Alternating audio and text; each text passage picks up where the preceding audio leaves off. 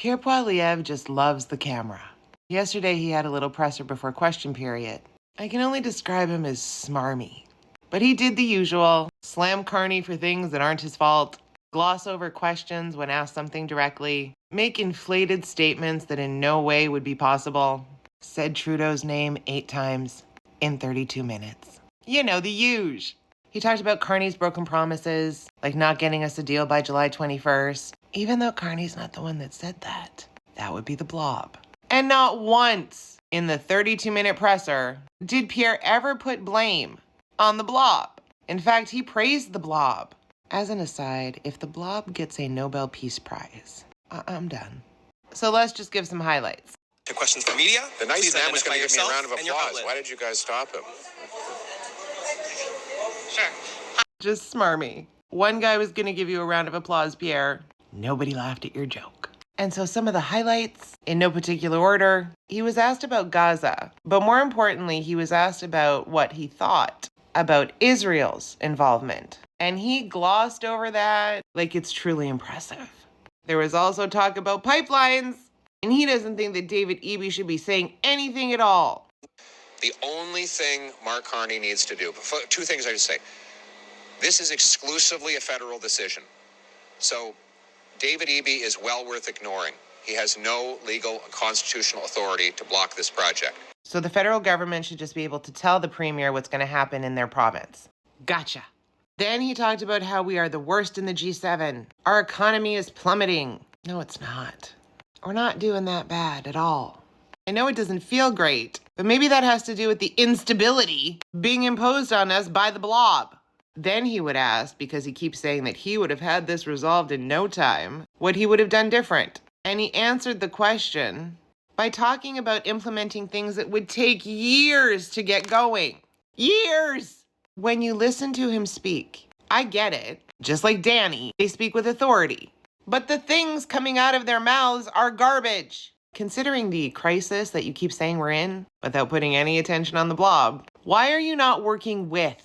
Because this is a time for all of us to be working together, even if we don't like each other. Because the enemy should be external for now.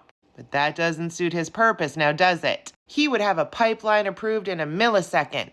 Of course you would. Because you guys don't spend any time looking at impact. You just want to fast track everything through. Consequences be damned. Sometimes you got to take things slow to get a better result in the end. I would say like your career, Pierre. But this end result is not what you wanted. Kind of like what would happen if you fast track a pipeline. He got mad because Carney said that we're basically going to do $1 trillion worth of business with the U.S. Yeah, because that's trade. You're the ding-dong that wants to put the pipeline through the U.S. That's okay. And then you got mad because one of the Blob's guys said that the Canadian auto industry should come second. Carney didn't say that. And you of all people should know, Pierre, cons say a whole bunch of shit whenever they want. Doesn't mean that Carney's agreed to that. It's all about the press. And then his little presser guy kept trying to end it, so I guess Pierre could get to question period. But he is an attention whore and kept allowing questions. Well, first of all, Sean Fraser, can you imagine? This guy is a human wrecking ball. Hey! Don't you talk about Sean. Because of Mark Carney's former immigration minister, Sean Fraser, we have roughly, 3 million temporary residents here in Canada. And the risk is that some might think that the only way to stay is by having a kid here. That's because Michelle Rempel-Garner, who doesn't live in Canada for most of the year, has an issue with birthright citizenship. So you're going to blame Sean because when he was immigration minister, we allowed people into the country.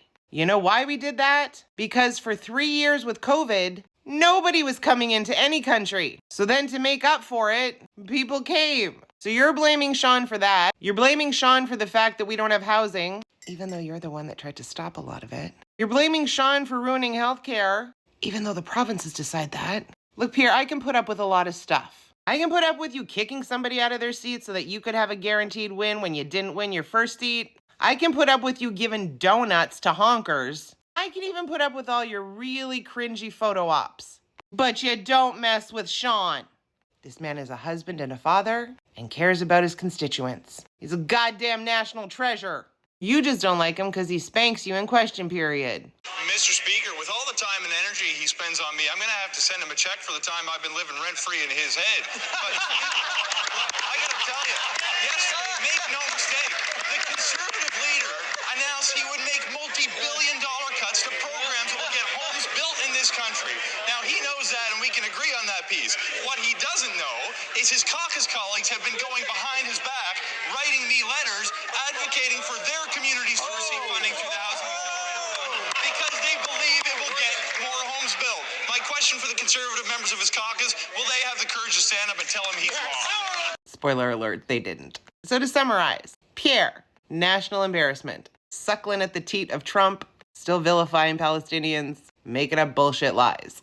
Sean Fraser, national treasure. Back off, Pierre.